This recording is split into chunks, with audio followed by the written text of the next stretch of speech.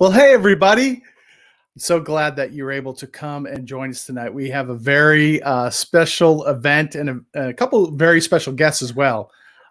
For those of you that don't know, and I'll put this up right quick, right now in April, it's the Donate Life Month. And what that means is it encourages people to sign up for organ donation, and we're going to talk a little bit about that tonight. And it encourages people and celebrates people that have done that in the past and that has saved lives. So it's very exciting. So I've got a picture. So tonight we are going to have Miss Charlotte Woodward. She is the Community Outreach Associate with the National Down Syndrome Society. And along with her is Colleen Hatcher, and she's the Senior Manager of Community Relations with the National Down Syndrome Society. So I'm going to bring both these ladies in. Hello, ladies. Hi. How are you tonight? I'm great. Awesome. Well, I'm so excited and so glad that you're able to join us tonight because this is a special month and you've got a special story. And Colleen, we had talked about the idea of the bill that's in place right now. If you want to speak to that. You know what? Hold on. I think you're muted. Sorry, I had the double mute button on. So okay. Yes, thank you so much, John. I'll give a brief introduction. So as John said, I'm the Senior Manager of Community Relations at the National Down Syndrome Society. I've worked here for almost 5 years and about 4 years alongside my amazing colleague, Charlotte, who will share her story a little bit later. The National Down Syndrome Society is the leading human rights organization for all individuals with Down syndrome, and we provide resources and support through our organization, but of course working with the amazing local Down syndrome organizations such as yours. So I will introduce my colleague Charlotte very briefly and talk a little bit about why she's here today. So Charlotte is a member of our community relations team. She joined about 3.5 years ago, almost 4 years ago. Charlotte. That sounds correct. Charlotte attended an NDSS event and came up to me and was like, I want a job at NDSS. And I said, we talked about it. We said, let's do it. And so Charlotte's been with our team ever since. So Charlotte shares her story as an individual with Down syndrome who attends college, as an individual with Down syndrome who has a degree from her local community college, as someone who's very passionate about a handful of advocacy issues, but of course, most importantly, being her organ transplant. So in 2012, right, Charlotte? 2012? Correct. Charlotte had an organ transplant, and again, I'll let her share more of those details. As it is her story, but Charlotte came to our organization with a passion for ensuring that other individuals with Down syndrome and other disabilities also have access to organ transplants without discrimination. And so Charlotte now has a federal bill named after her. So I will turn it over to Charlotte and John to have more of a conversation, but we are thrilled to join you all here today and so excited to be a part of this community. Well, thank you, ladies. I just want to say I'm so impressed, and both of you showing leadership. I love strong women leaders and that are advocates. I have a daughter that many people know, but the fact that you're out there advocating for my daughter is special to me. And I'm just so thankful for you and the work that you're doing. It's just very impressive and very exciting to me to be able to talk to you about this. Mm-hmm. So what I would like to do, Charlotte, is Charlotte gave testimony before the Virginia General Assembly. And at that time, you were advocating for a bill in the state Senate, correct? Correct. Okay. Well, I guess the state assembly. And it was kind of her testimony and her story about what she's gone through and what she did. And it's a wonderful story. So I'm going to get that up here first. Here we go.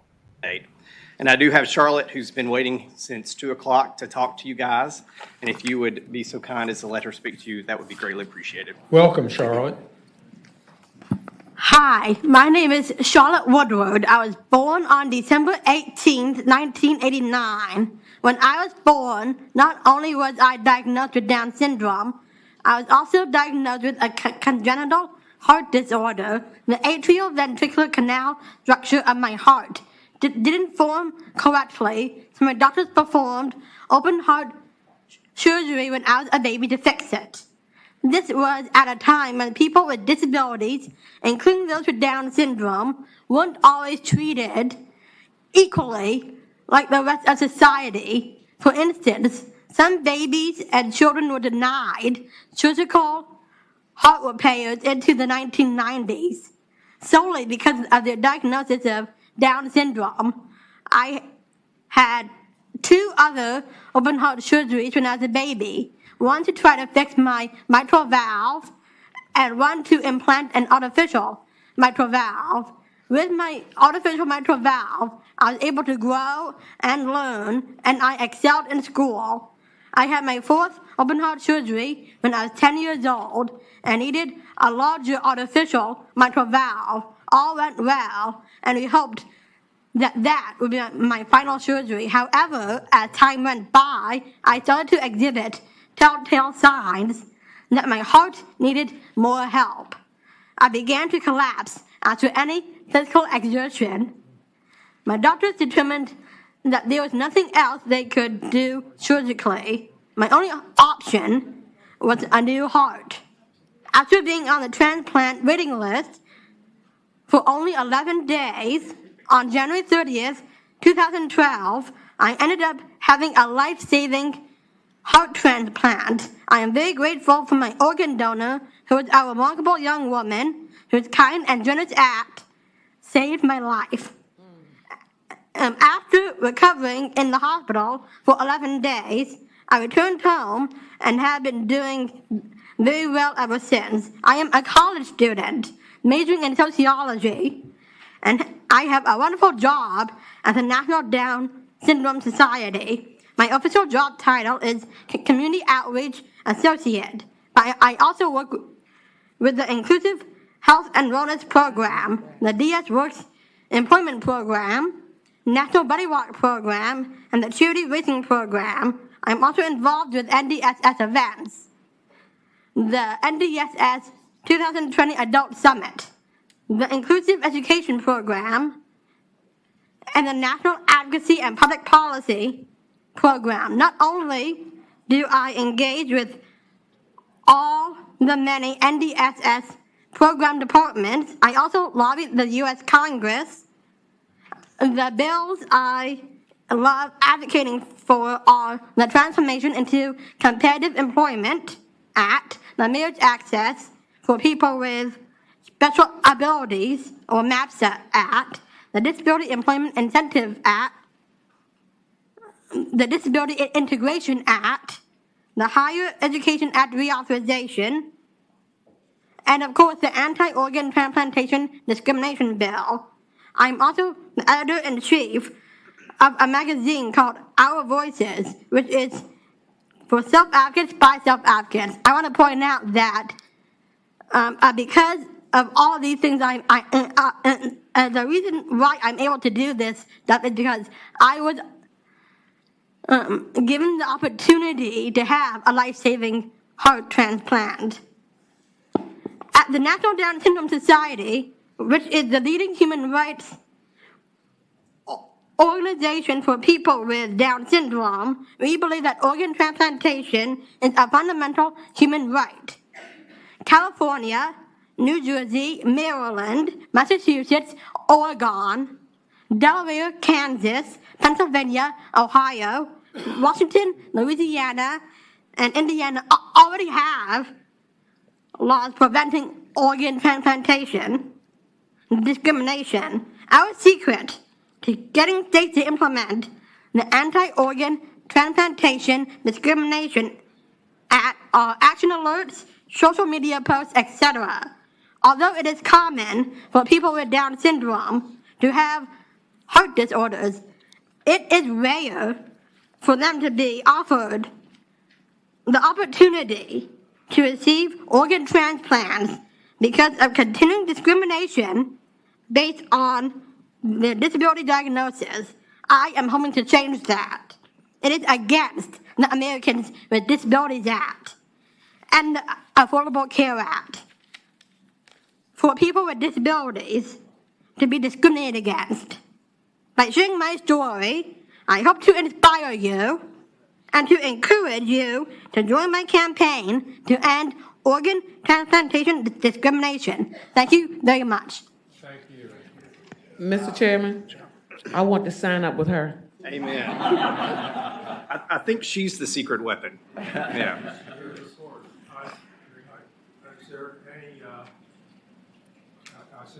Is there any opposition? You got to be kidding me. If anyone comes up here, I'll be glad to offer. Move report.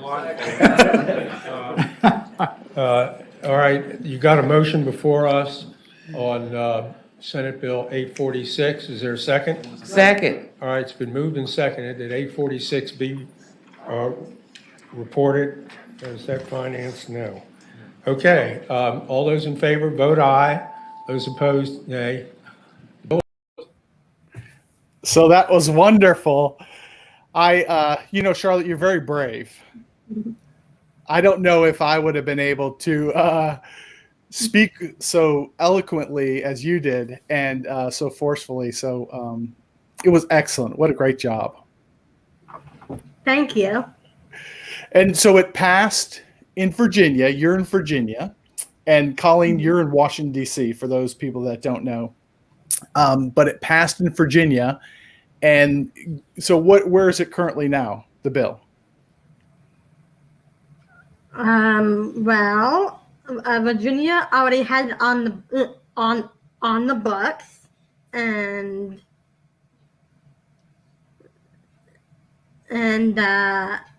So now it's before the House of Representatives in the U.S. Correct. Congress. yes. So do you want to speak a little bit about that bill? Sure. What I was trying to do in that video was to get the NDSS non-discrimination and organ transplantation bill passed.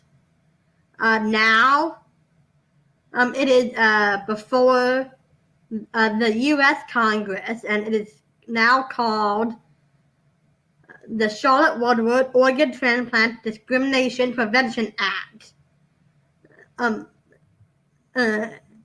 And that will go to end organ transplantation discrimination. Now, give me a little bit of background as to, the evidence where there was discrimination. Typically, if a person with Down syndrome wanted to get a transplant, what would happen in the past? The transplant teams would not consider the person eligible for organ transplantation. And that was only based upon the diagnosis of Down syndrome of that person. Yes. And then there were other transplant teams that would deny organ transplantation on the basis that they might not be able to take care of the post-surgery care. Okay. So that was kind of the false thinking of experts and doctors at the time, when the truth is that that's not true at all. Correct. And I should like to point out that it has been a systemic throughout that point in history that I talked about in the video, and ongoing even today. And it's simply ignorance on the part of it. Really is a bias in their thinking when there was no real evidence before them that it was true. So when you got your surgery done, how was like afterwards? I can't imagine. You were 20 years old at the time? 22. 22. And what led to the point where you knew that you had to get a new heart? It was fainting spells Wow. from physical exertion. Wow. And was that the surgeries that you had as a child that the valve wasn't completely sealing? Is that what it was? Well, I was a baby during the first three procedures, so I don't know that much about them. My mom would know Right. more about them, but I remember getting my fourth open heart surgery and my heart transplant. Wow. So your heart transplant came when you were 22. Correct. And how was your recovery after your transplant? It was amazing. Although at first, I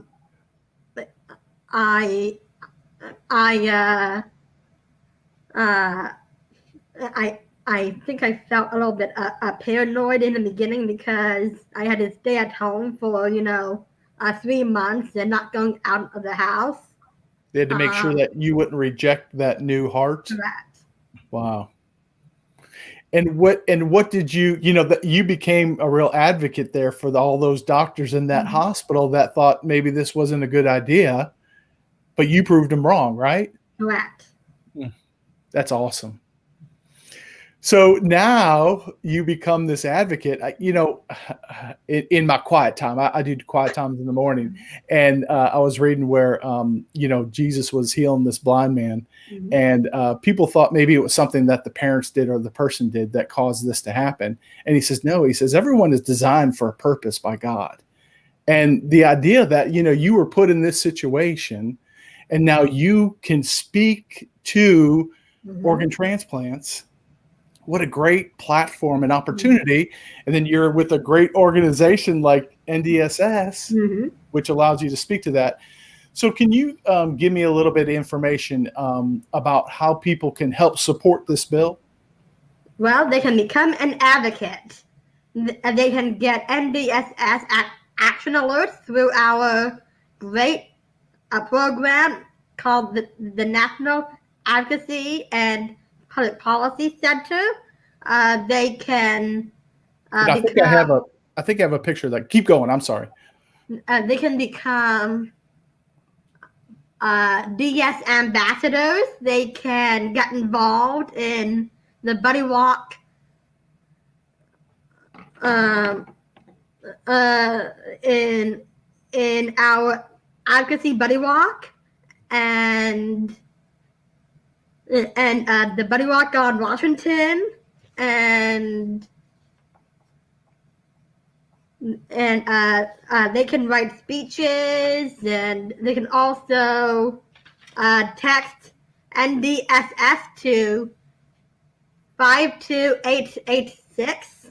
Give me that again. So if they get on their phone and they text, it's my beautiful bride is over here next to me, so she's putting it in the comments. So it's text NDSS at 52886. Correct. And then what would they put in that text? So that would allow NDSS to respond back with alerts? Yes. Okay. Yes. So they'll text the number 52886, and all you have to do in the message is put NDSS, and you'll get a message right back from our team with a link where how you can support our organization, support this federal bill. That's awesome.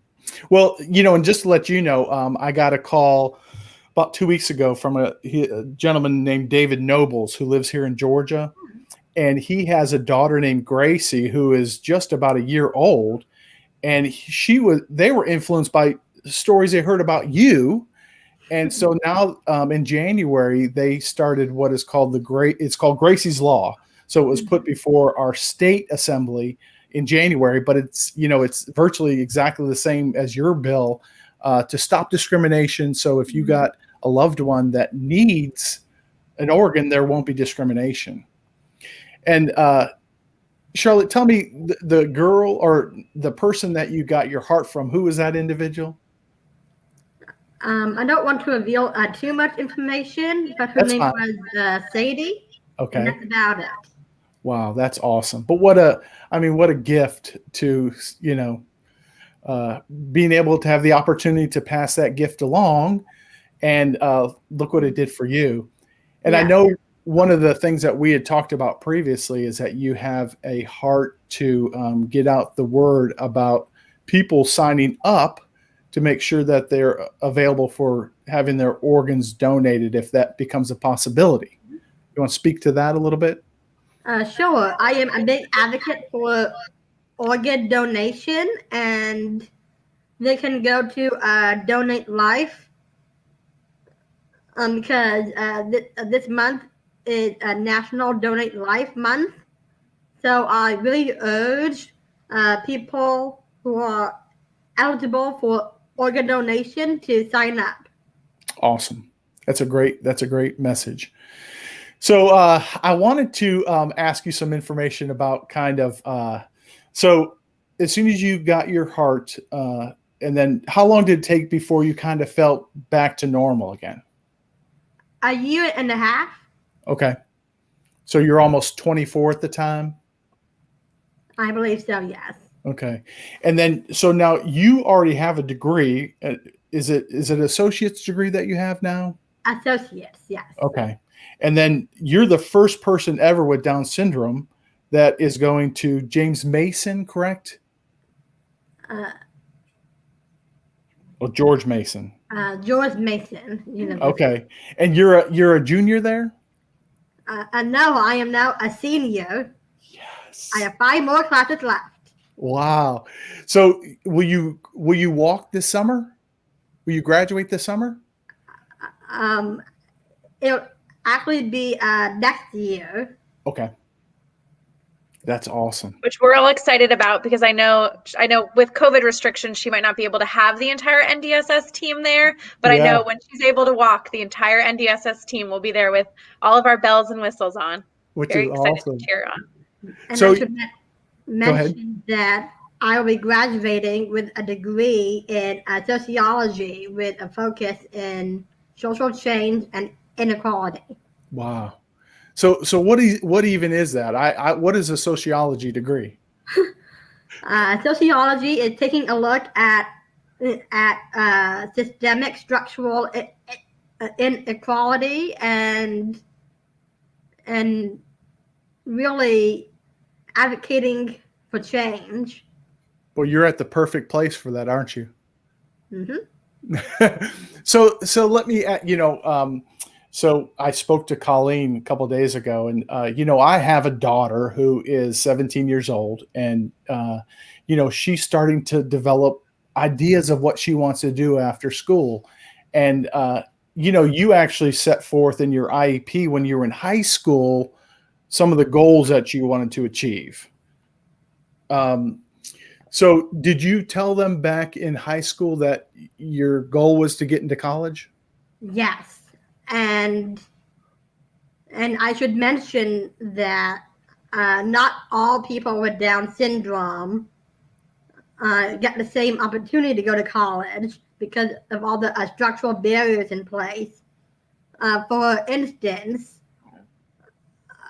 sometimes IEP members could just go in and write in sheltered workshop in their IEPs, and that sets them up for failure, not Right. just in the education system, but also in employment.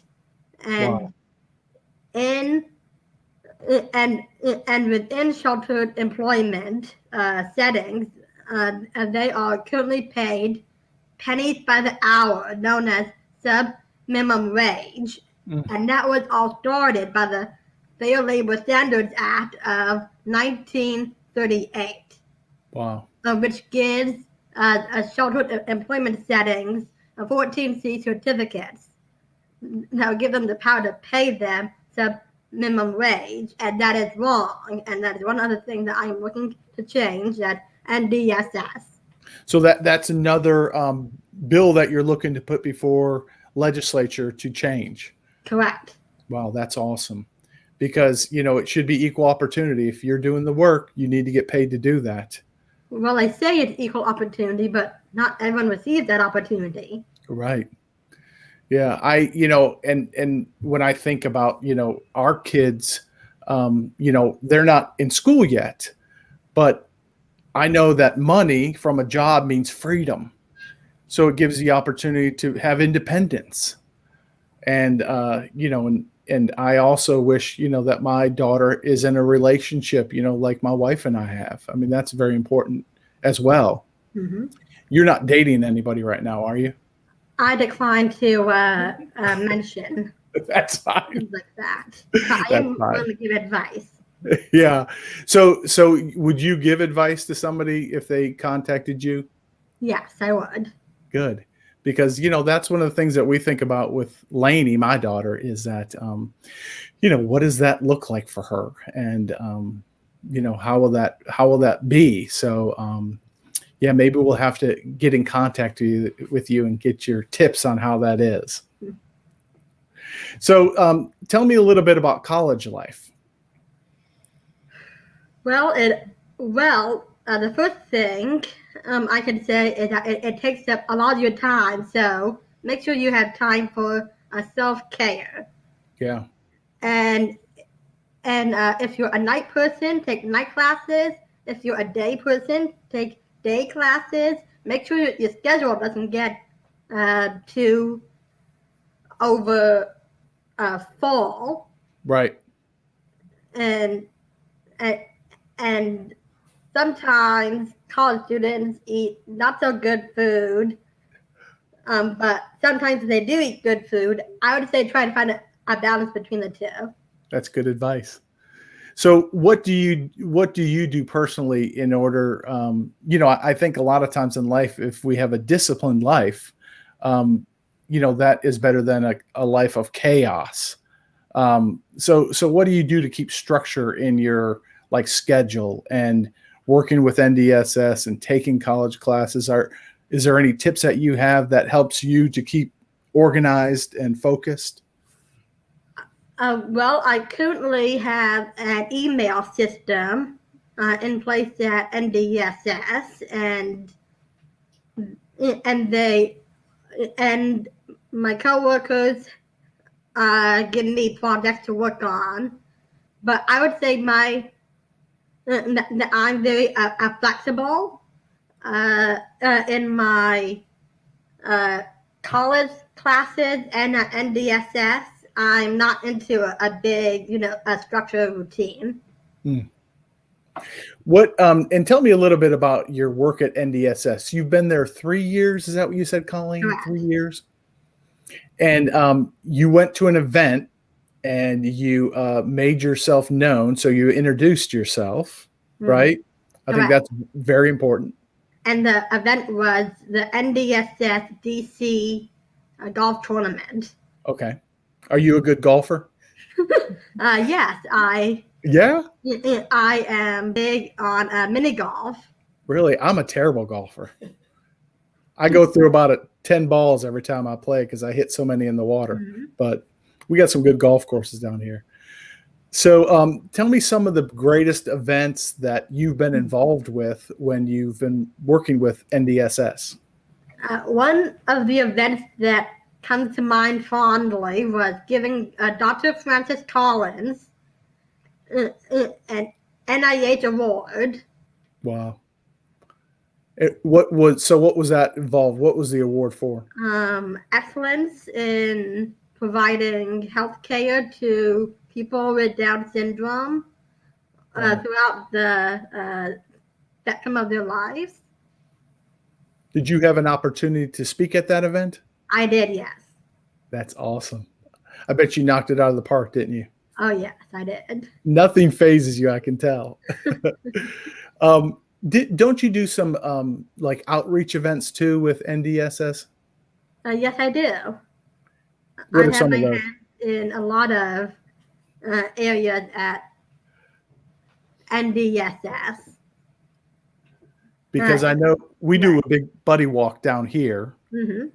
And what's the event where you take over a restaurant and you have different individuals serve there? That is called C21. Okay. And it's not exactly a takeover per se. It's more like it's staffed with a lot of people with Down syndrome. How they provide the entertainment, provide the drinks, and serve the food and things like that. Now, who's typically invited to that dinner? Is it you? Are you sure that there's people there that that is beneficial for I don't want to say political reasons, but sometimes you have the right people there, and then it kind of opens their eyes to what people with Down syndrome can do. One of the many people that we invited were Congress people. Okay. But we also extended the invitation to other Down syndrome affiliates and I think family members. I'm not sure. And the one you did was in DC? Correct. Okay. Yeah, so John, we did about, I believe, 9 of them between 2017 and 2020. And as Charlotte mentioned in the audience, we would have members of Congress, influential people in the community, but we would also invite members of the business community, local and small and large businesses in the area to attend, as the goal of the event was to show that individuals with Down syndrome can work crazy jobs. Working in a restaurant, I've never personally done it, but I know it's very hard and terrifying. Sure. And Yeah. we, threw individuals with disabilities with limited training into a restaurant setting, and they, never dropped a plate, never smashed a glass, did a great job. And so the goal was to show, politicians that we should have rules that support individuals with disabilities who want to get careers. And then also encouraged businesses to invest in hiring individuals with disabilities as well. That's awesome. Well, we have a pretty cool event that we have down here called Night of Champions, where we honor people that have different abilities and their employers, and we have them come to this event. And Candy's been down, and Sarah Hart-Weir came down one time. So y'all have to come to our event down here in Savannah, and we'll treat you to some Southern hospitality. But you're both from the South. But yeah, Candy talks a lot about that event. So Charlotte, maybe you can be my travel companion, and we can go to the next one. Yeah, I'd like to. Yeah, you would enjoy it, and we'd love to have you.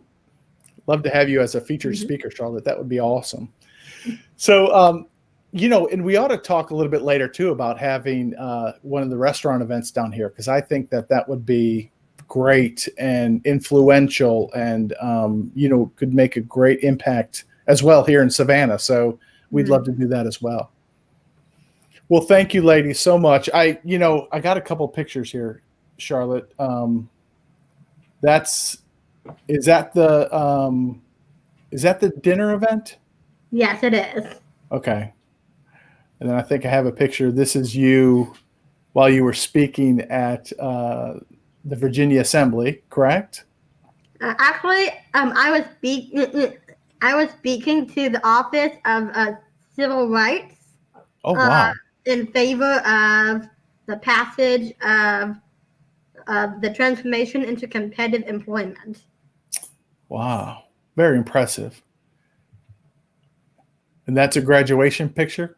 Yep, from Northern Virginia Community College. That's awesome. And I love those braids signify your honors. Is that correct? Correct. That's so awesome. Well, I thank you, ladies, so much for your time and just being so open and speaking to what you do and your advocacy and, your uplifting of others is so impressive, and it's so moving. And I thank you for that. We thank you for all the work that you're doing, and also thank you for being here tonight. So, that message can get out, and we're going to put the information about the how people can contact and get involved. And, our members need to be getting regular alerts so they can respond with social media, with emails, things that affect our population. They need to be in knowledge of that. So that's a great thing. one important piece to mention too is I know Gracie's Law, we're so grateful for families like the Nobles or the Pearl family in Louisiana who help us pass these state laws, which has really inspired us again to have that federal bill. But it is important that we do both at the same time.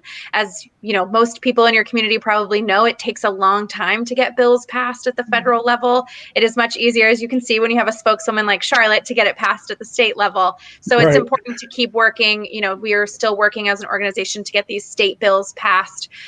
We have had some good announcements over the past few weeks. I know Georgia's hopefully pretty close to the finish line there. So, you know, members in your community can do both simultaneously. There are some states out there who have never introduced organ transplant legislation. And so hopefully, you know, attacking it from both sides at the national level and at the state level will help us be successful. That's excellent. Hey, before we leave, so last thing I want to talk about, Charlotte, I hope I don't want to put you on the spot here, but I know that I read somewhere that your greatest hero and your greatest advocate was your mom. And we're only a couple weeks out from Mother's Day. Would you like to speak to that in any way? Sure. Yes, I would definitely say my mom is one of my many heroes. As she was the one who right when I was born, stood up for my rights when the doctors told her that I might never learn to read or write, and that my future would be one working in a sheltered workshop. Wow! And because she was a teacher, she got me involved with reading, and I started reading at 3.5 years old, and since then I haven't stopped. That's awesome. Well, thank you, Mom. Thank you, Miss Woodward. If she's there, have her wave her hand. But we thank you so much. So thank you, ladies, for your time tonight. Thank you for the information. We greatly appreciate it. Keep advocating. You know, we're just little down here in Savannah, but we thank you for the things that you're doing on a national level. So thank you so much. We'll say good night and have a good night. You too, and thank you for everything. All right. Thank you, everyone. Bye. Bye-bye.